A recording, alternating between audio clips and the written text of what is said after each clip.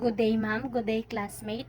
Today, I will discuss about Jean Piaget's cognitive development.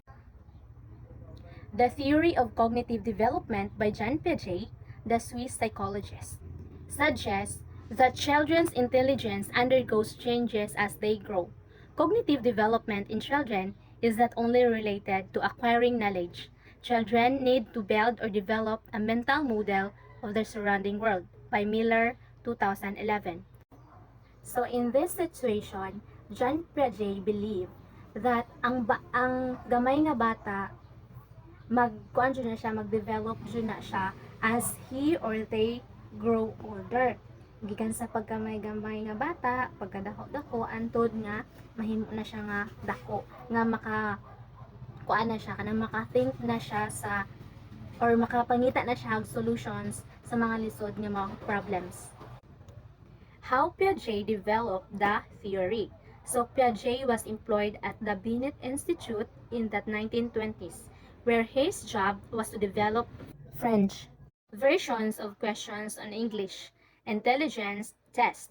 He became intrigued with the reasons children gave for their wrong answers to the questions that required logical thinking. He believed that these incorrect answers revealed important differences between the thinking of adults and children. So in this situation, Jean Piaget believed that children and adults have different kanang thinking. Kay lahi-lahi og panlantaw ang gamay pa nga bata o kung mudako na ang bata. Stages of cognitive development and theory. So according to Jean Piaget's theory of cognitive development, he suggests that intelligence changes as children grow. So from being an infant to an adult. A child's cognitive development is not just about acquiring knowledge. The child has to develop or construct a mental model of the world. So according to this cognitive development, it occurs only through the interaction of innate capacities or the so-called nature. And the other one is the environmental events called nurture. And the children has to pass through this series of stages. So there are four stages of the cognitive development according to Jean Piaget's theory. The first one is the sensory motor stage, which is from birth to 2 years old. The second one is the pre-operational stage, from 2 years old to 7 years old. And the third one is concrete operational stage, from 7 years old to 11 years old. And lastly, the formal operational stage from 12 years old and up. Now, we will go on to stages of cognitive development. So the first is the sensory motor stage. The first stage is the sensory motor stage, and during this stage, the infant focuses on physical sensations and on learning to coordinate his body.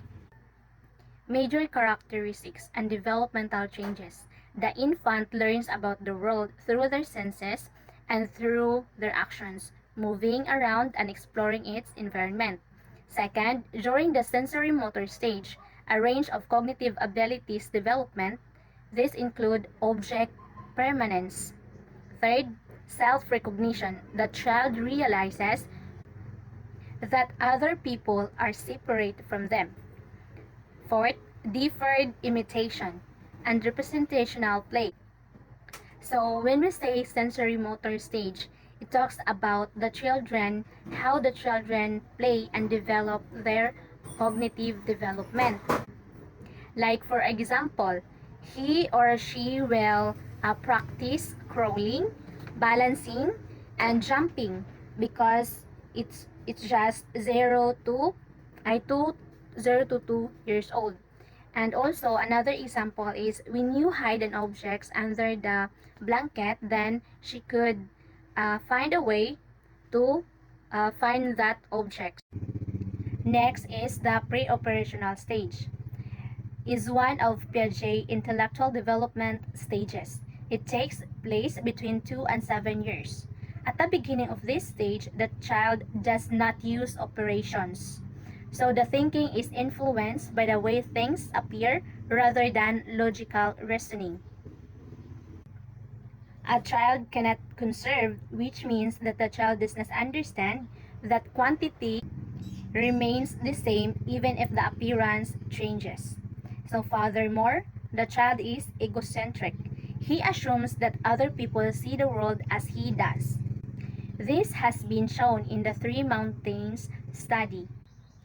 Major characteristics and developmental changes. Toddlers and young children acquire the ability to internally represent the world through language and mental imagery. During this stage, young children can think about things symbolically. This is the ability to make one thing, such as word or an object, stand for something other than itself. A child's thinking is dominated by how the world looks, not how the world is.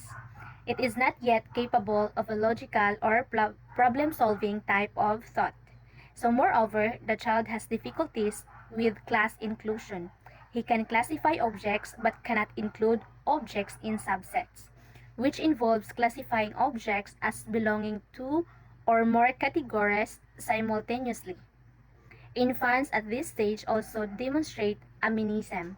This is the tendency for the child to think that non-living objects such as toys have life and feel like a person.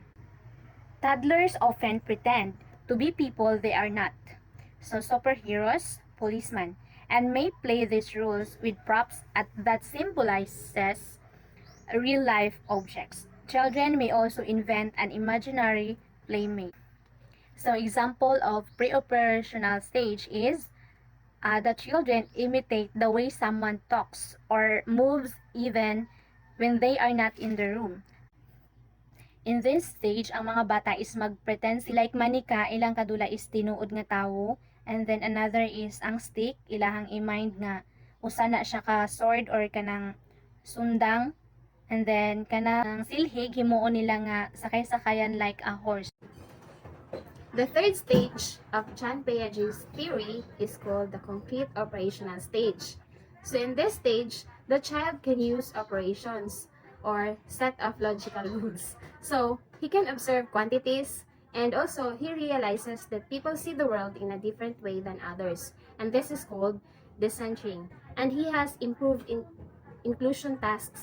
Therefore, he can already do tasks on his own. Children still have difficulties with abstract thinking. So in this stage, children tend to be to have difficulty in thinking.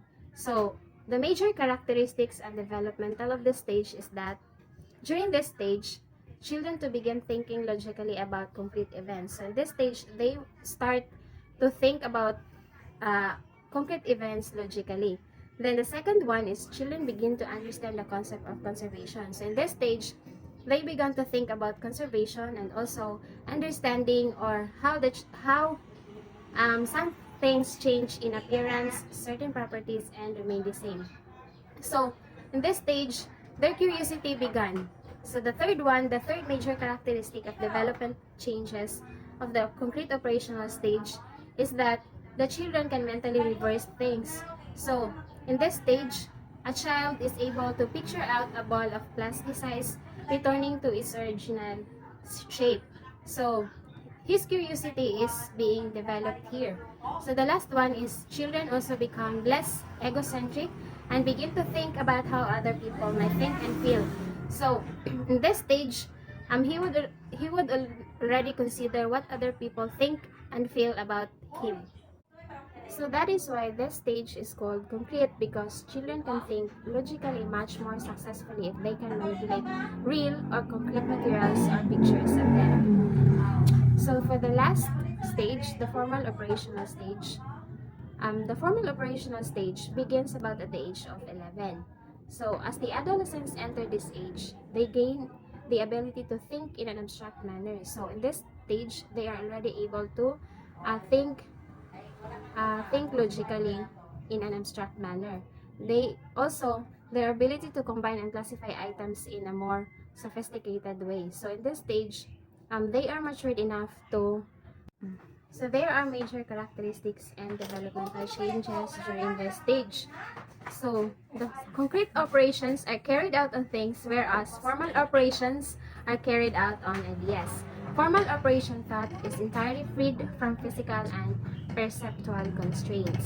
The second one is during this stage, adolescents can deal with abstract ideas. So as what I have said earlier, they can already construct ideas on their own, no longer needing to think about slicing up cakes or sharing sweets to understand division and fractions. So in short, they are able to think logically in what they're going to do.